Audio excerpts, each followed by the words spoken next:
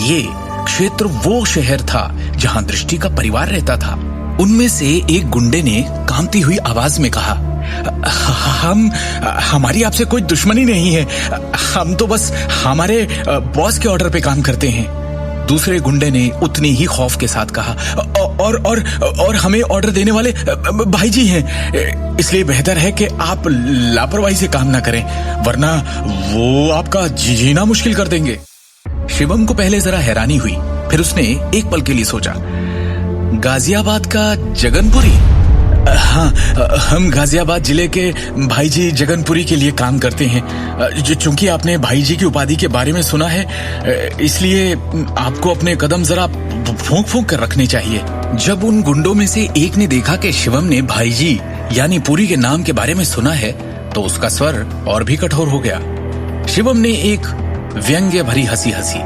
जगनपुरी गाजियाबाद जिले का local don काला बाजार में कई गैर कानूनी व्यवसायों के नियंत्रण में था। न केवल उसके पास धन और प्रभाव दोनों थे, बल्कि दिल्ली शहर में भी उसके अत्याचारों के काफी खौफनाक चर्चे थे। पुरी ने तुम दोनों को यहाँ क्यों भेजा? शिवम ने गरजते हुए पूछा। दोनों गुंडों की घिघियां बंद गई। जाहिर था कि वो शिवम के सवाल का जवाब नहीं देना चाहते।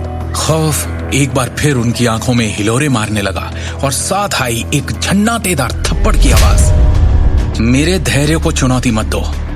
जब उन्होंने महसूस किया कि नुकीले खंजर सी आंखें उन्हें घूर रही है, तो उनमें से किसी ने भी उसे सीधे उसकी आंखों में देखने की हिम्मत नहीं की। चारों ओर से घिरे चूहे की तरह घबराए हुए उन्हें एहसास हो गया था कि यहाँ से भागना मुमकिन नहीं है और कोई चारा नहीं है।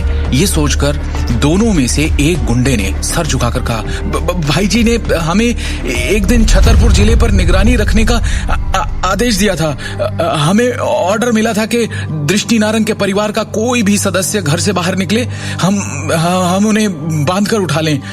वो हाथापाई करे तो उन्हें वहीं खत्म कर दें। भाई जी उन्हें उठवाकर उनके साथ क्या करना चाहते हैं, इसका हमें सच में अंदाजा नहीं। मुझे पुरी के पास ले चलो, शिवम ने ठंडे स्वर में कहा। उसे लग रहा था उसे दृष्टि के परिवार को जल्दी ही किसी सुरक्षित जगह ले जाना होगा, क्योंकि छतरपुर में दुश्मनों की नजर अब उन पर थी। भले ही इन गुंडों ने तक्षक विद्या सीख रखी है, पर शिवम के सामने ये नौसिखिए थे। इस बात से शिवम को एहसास हुआ कि प्राचीन मार्शल आर्ट की दुनिया के लोगों को अभी तक उसके ठिकाने का पता नहीं चल पाया है। शिवम ने फैसला कर लिया कि वो जगनपुरी से मिलेगा और इन सब के पीछे जो भी है वो उसे ढूंढ कर रहेगा।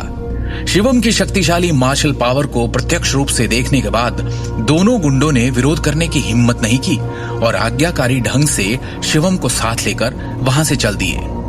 20 मिनट बाद गुंडों के नेतृत्व के बाद शिवम स्काई टावर की तीसरी मंजिल तक जाने के लिए आगे बढ़ा। कुछ देर बाद शिवम ने खुद को एक निजी बड़े कमरे में पाया। उज्जवल रोशनी वाले कमरे के बीच में एक सम्मेलन की मेज थी, जिसके चारों ओर 10 से अधिक लोग थे। वो सभी बेहद क्रूर लग रहे थे, क्योंकि उनकी उजागर त्वचा टैटू से भरी थी, जिसने उनकी डरावनी उपस्थिति में और योगदान दिया। सम्मेलन की मेज के दूसरे छोर पर एक दुबले पतले अधेड़ उम्र के व्यक्ति के साथ एक भयावह उपस्थिति बैठी थी। एक फूलदार कमीज पहने वो लगातार अपने हाथ में रुद्राक्ष की डोरी डालकर खेल रहा था। मैं निश्चित रूप से आपकी हिम्मत से प्रभावित हूँ, मेरे आदमियों को पीटने और फिर भी मेरे पास आने की हिम्मत करने के लिए। आप जगनपुरी हैं, है ना? मेरे पास गुंडे भेजने के लिए किसने आपको ऑर्डर दिया? शिवम ने शांति से पूछा।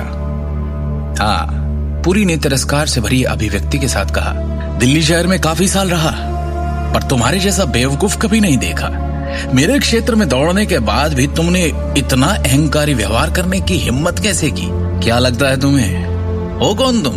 तुम्हारे पास स्वर्ग का रास्ता था, फिर भी तुमने नरक का चुना।